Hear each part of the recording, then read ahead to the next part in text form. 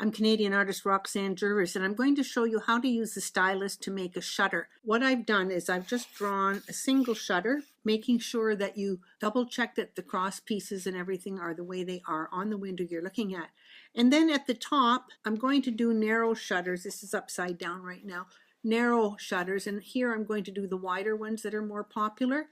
And I'm going to take my stylus. What I've done is I've put little lines on the edge here where I want each shutter line to go. And I'm going to take my stylus. I'm going to put in a piece of heavy board in behind so that the stylus does not groove the sheet of paper below. And then I'm going to use a ruler, because I want these lines fairly straight, and draw the lines just barely below or above the mark that's shown. So I'll do this while you're watching.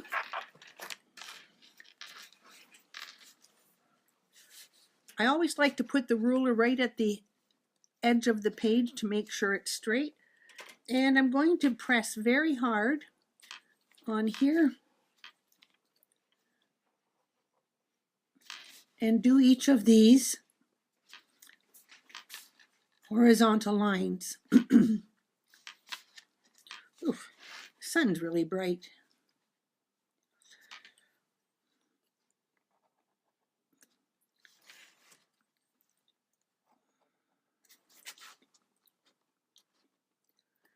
And this is really a nice way to get the shutters done without having to do a lot of detail. And I notice that my ruler is smudging the graphite, so I will have to go back and clean that up.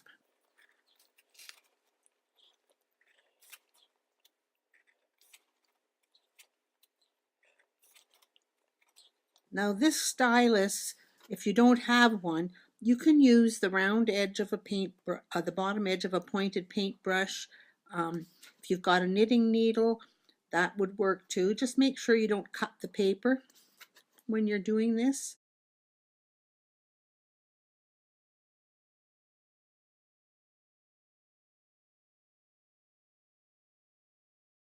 And now you take your woodless pencil if you have a woodless. Otherwise, get a pencil that's got the highest number on it, because the higher the number is, the softer the graphite and it's easier to fill in. As in all the other videos that I've done using the stylus, I want you to make sure that you take your pencil that has the highest number, this is a 6B, and go from the side of the pencil, the flat side if you have a flat side, and very carefully go over the top of where the grooves are. Now you don't want to get graphite in the grooves.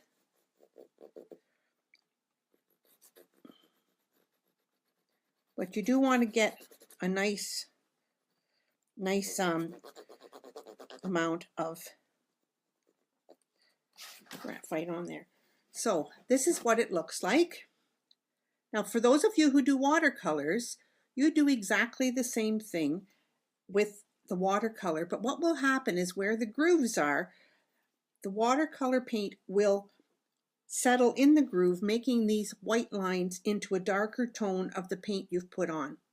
So there's 2 lessons in one, for pencils and for watercolors. Please subscribe and share with your friends. So take care. We'll see you next time.